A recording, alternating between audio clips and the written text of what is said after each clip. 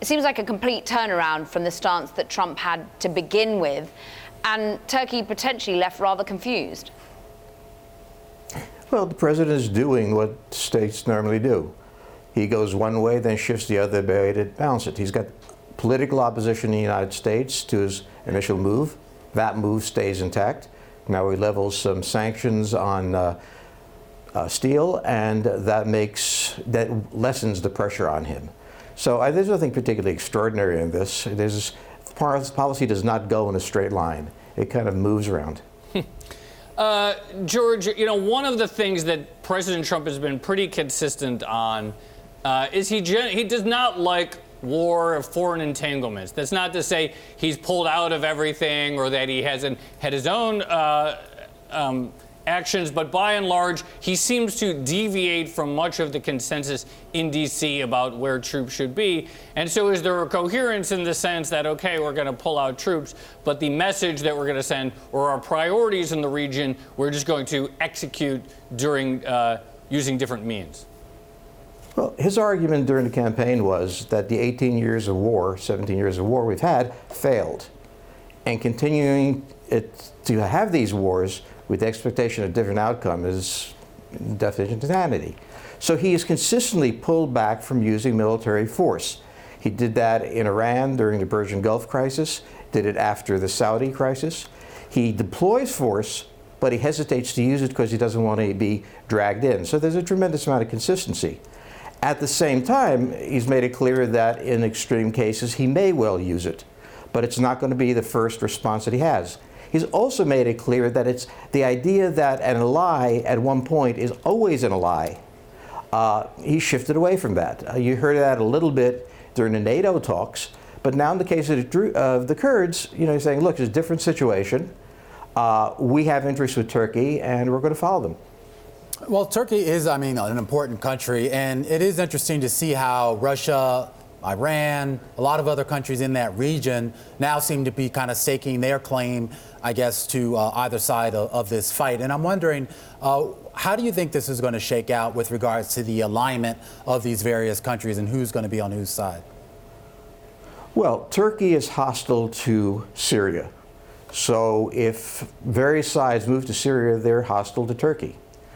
But remember, the United States and Turkey have been allies since World War II. Turkish forces fought with the American forces in Korea. It's been a long-standing friendship that's turned sour over the past years. But in the end, the Turks do not trust the Russians. They don't trust the Iranians. Over the centuries, they've had many wars with them. The United States, on the other hand, has no inherent interest in the region of staying or overwhelming the Turks.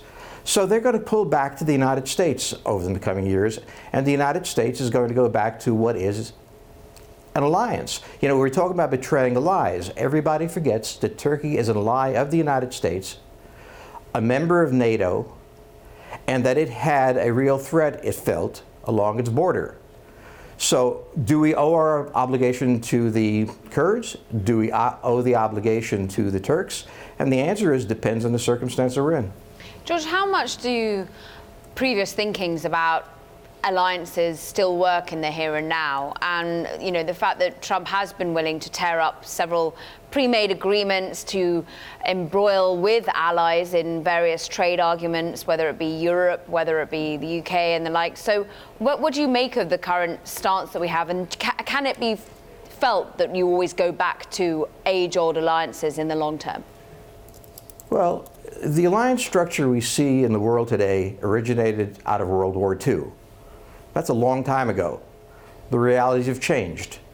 It's not clear that the United States has torn up NATO or that the European nations have. They've not made the kind of commitment there. And the United States says, if you're not going to make a military commitment, and you're not going to support us where we need to be supported, this is not in our interest. Nations, as the old saying goes, have no permanent interests. They have, they have permanent interests. They have no permanent friends. Sorry. Well, George, speaking of friends, let's talk about another major ongoing geopolitical story, and that is Brexit. In your view, is there going to be a deal? Can Boris get through essentially a version of the deal that Theresa May couldn't? I suspect not, and I don't think the Europeans can solve their problem either.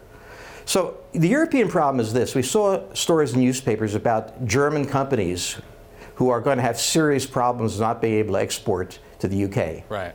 At a certain point, the Europeans are going to face the fact they're going to get hurt, if not as much as the British, pretty badly.